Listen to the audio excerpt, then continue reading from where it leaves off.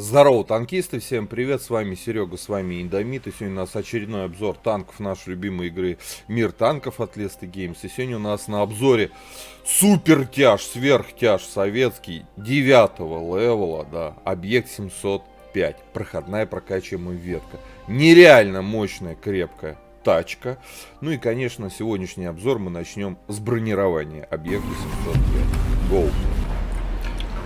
Итак, Collision модель нашей тачки. Вот, смотрим. НЛД. Ну да, уже НЛД радует. 120 миллиметров приведенки у нас снизу, 212 сверху, 204. Крепко ли это НЛД? Да, крепкое. Таким НЛД вы уже сможете, там, под каким углом вас, конечно, будут стрелять. Может, вот под таким вообще всех отрикошетите на обычных снарядах. Но это точно анти-СТ 8 левела.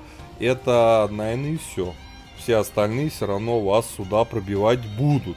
Лишь только в зависимости, под каким углом будете встречать снаряд. Может быть, вот под таким, и все будет тогда годно. Касаемо ВЛД. Бронеплита 155 миллиметров. Снизу у нас 240. Сверху 253. Здесь 245, а 247. Надгусечная полка 470. 500. Мы его неправильно поставили, вот так, наверное, да? Стоп, 245, вот, 263, 255, 257, 500, 520. Все правильно. Крепко ли это ВЛД? Ну, относительно, да. Сюда вас могут голдой пробивать. Обычными снарядами скорее нет. А надгусеничной полки факт нет. А вот, ну зато у нас нету ослабленных мест, никаких дырочек с люками в воду. Просто нету. У нас дальше по башне сферическая башня. Ну и, соответственно, самые ослабленные места это вот эти пятачки. 316. Нифига себе ослабленный. Маска орудия 600. 600, 400, 400, 500, все ясно. Дальше здесь 326 до 600. Здесь 320, 340, 330, короче, жуть. Здесь у нас 60 миллиметров и по правилу 3 калибров, только пушка калибром от 180 миллиметров может нас пробить. Все остальное нет. Ну вы сами понимаете, 180 миллиметров, извините. Есть вот так вот типа вот лючки, я даже не знаю, как у него назвать их, да. Там у нас 351 и там 370. И тоже система пишет, ну нет, рикошет нет. Вот, 307 поймал. Но даже 307, извините, попробуй пробей. Боковое бронирование у нас 100. Так, сейчас. Вот, 100 миллиметров. Выше уже 153, здесь 180. Давайте смотреть, как от борта. Гнутый борт, естественно, да. Ну и вот, все, приплыли, да. Щека 309, система пишет рикошет, гнутый борт. Чуть-чуть подставляете ВЛД, но здесь оно 263, и то вы вот капушку повернете, ВЛД практически видно не будет. Можно перекручивать, но не так сильно уж, как я. Вот, рикошет система пишет, но да, перекручивать все равно порой можно. Вот есть места небольшие, где светится там, типа это самый вот переход там. Но все равно борт очень крепкий. 705 вообще как бы хорошо играет от борта. С броней разобрались. Смотрим основные модули. У нас 3 пушки. Кстати, у нас 2 пушки 10-го левела. В чем же разница? Эти 122 миллиметровки, здесь у нас 130 миллиметров С-70. Да. Альфа 390, 440, 490, соответственно. Бронепробитие вот здесь только, да даже на голде позорное. Даже, ну как на девятке ездить с голдовым пробитием 240. Прям закрываю сразу. Даже смотреть на эту пушку не хочется. Ребята, когда начинаете на 705 играть на стойке, ну да. Это больно, и жопа у вас сгорит. Вот, а вот здесь вот как раз разница-то небольшая. На притоповом орудии, кстати, на голде даже бронепробитие лучше. И при условии, что это еще и пушка, на самом деле дольше заряжается. Ну, здесь побольше альфа. Здесь разброс хуже, чем на притоповом орудии. Время сведения одинаковое. Поэтому в принципе-то можно, учитывая время заряжания орудия, да, и пробитие, особенно на голдовом снаряде, играть-то вот и на притоповой пушечке, и сильно она не будет отличаться от топового орудия. По поводу башни. Здесь есть тоже разница. 270-300 миллиметров, вот, и плюс обзор 10 метров, плюс быстрее топовая башня крутится. Поэтому обязательно качайте топовую рацию. Двигатель топовый 900 лошадей против 800, а это плюс 15% подвижности. И здесь у нас 24 градуса, а здесь на 22, да. По полевой модернизации, что касаемо вездеходная ходовая. Ну-ка смотрим, сколько у нас еще раз сведения. Время сведения почти 3 секунды. Рекомендую вкачать время сведения, улучшить звукоизоляцию и демонтаж обшивки, чтобы на месте побыстрее крутиться. Здесь мы берем огневую мощь, поскольку турбину я не использую среди оборудования на этой машине. Этому танку, скажем так, прям супер скорость не нужна. У нас есть броня. Вот, закалка, досел, стаб. Единственный, мне кажется, правильный набор оборудования для этой тачки. По снарядам основной ББХ голда подкол, 250-33 бронепробития. Основной снаряд летит 900, голда 1125, вот тут уже прикольно. По снаряжению ремка, аптечка, автоматический огнетушитель, либо, как я поставил, доп. Паёк. 4 члена экипажа, перки наблюдаете перед собой в табличке. По плюсам и минусам данной тачки.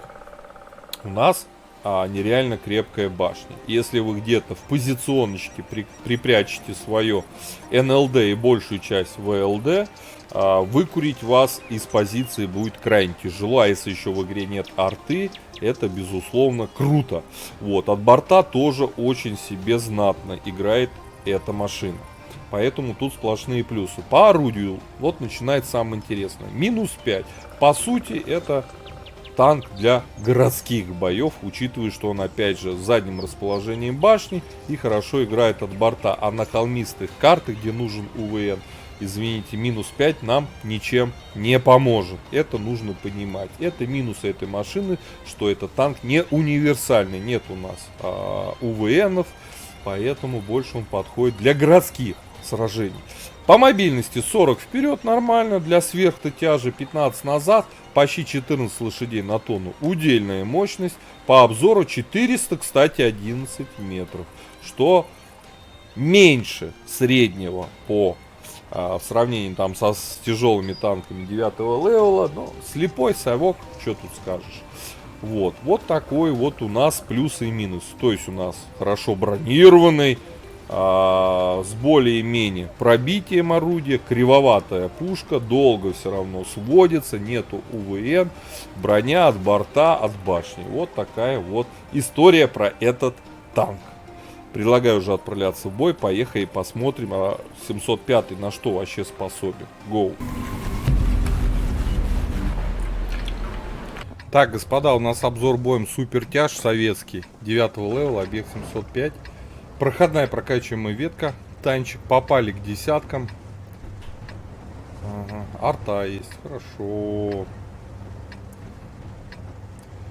Е100, 279, Минотавра, Type 4 Heavy, понятно.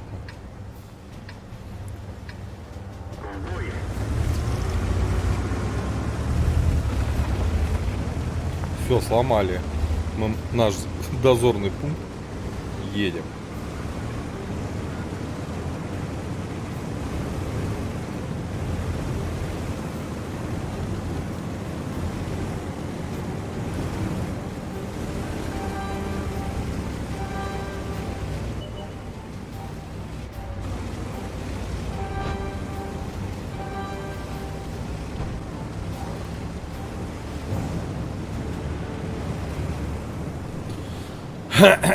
Сейчас проверим. Подвижность, конечно, такая себе. Не сказать, что мы прям супер быстрые. Ну и понятно, сверхтяж.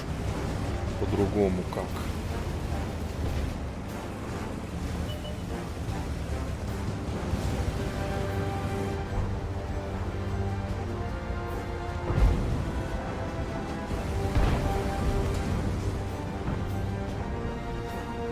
Гриль тут, нифига себе.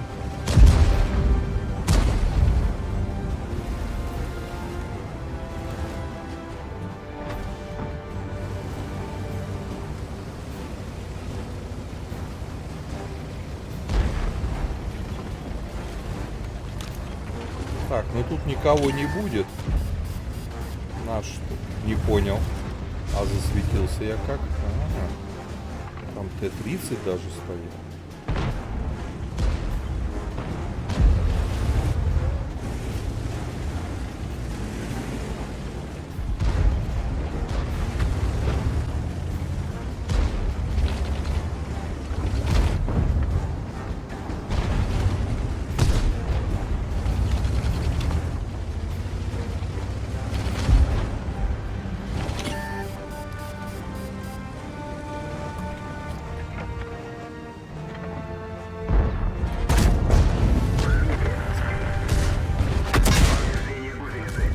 Это все?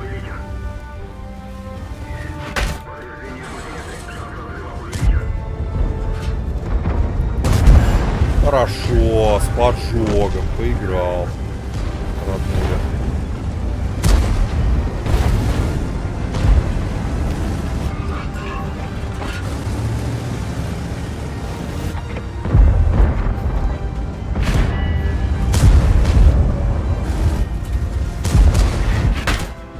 Артовод, сука. Просто выбесил уже.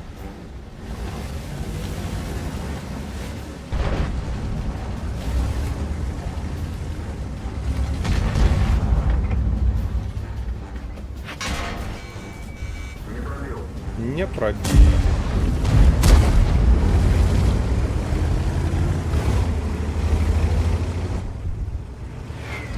Ой, как он меня достал, только в меня стреляет, а?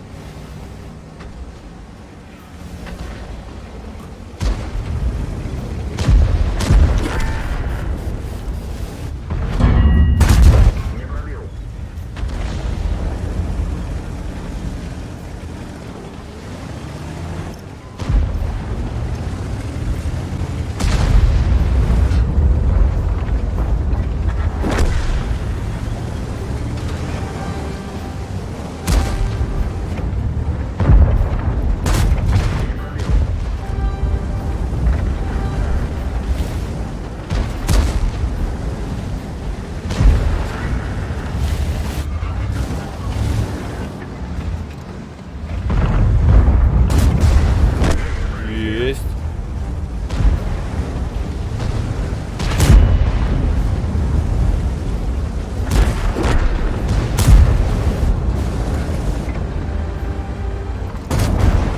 Есть.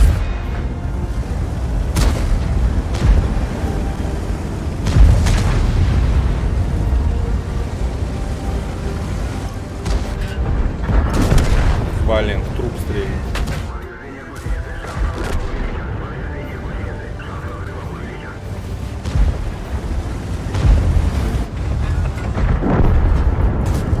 Есть.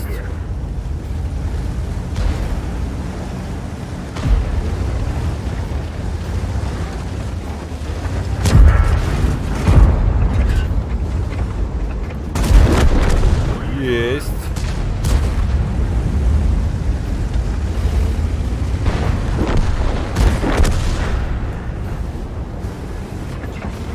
Блин, до плана не добрали. Ой-ой-ой-ой-ой. Ну, как-то так. 3500, 3... Сколько? 3500, 3600 сумма маловато. Надо было 4. 400. Чуть-чуть не добрали. Да. Но мы старались, мы старались. Что вообще за 705 вот сказать? Может, крепкая машина. Невероятно крепкий корпус, ВЛД, башня. Вот НЛД, конечно, такое. Но дофига мы что отбили в этом бою. Так. Второе место по урону заняли в бою с десятками. Ну, сверхтяж, как он есть, да, господа. А дальше-то будет 705А, еще жирнее и круче. Господа, Считаю, что по оборудованию на тяжелых танках, начиная с 9-го, там, 10-го левелов, почти все тяжелые танки советские, вот такое нужно ставить комплект. Да, стаб обязательно всем этим дрыном нужен, досел, ну и, конечно же, закалка. Если у вас есть 705 в ангаре, катайте иногда, пишите свои комментарии, как вам в целом эта машина, какое вы используете оборудование. Я по 5-бальной системе этой тачки поставлю, ну, как минимум твердую 4, потому что, ну, если эта машина стала в позицию, выбить ее будет крайне тяжело. Есть у нее свои плюсы, есть и минусы в отсутствии УВН, но в целом очень прочный танк. Если от борта играть, просто невероятно прочный. Вот, ставьте лукасы, подписывайтесь на канал, а я вам говорю, до скорых встреч, пока. Поддержи брата-танкиста лайком под этим видео, подпиской на канал, ну и, конечно, прожми колокольчик, чтобы быть в курсе всех новых стримов и самых последних обзоров по нашей любимой игре.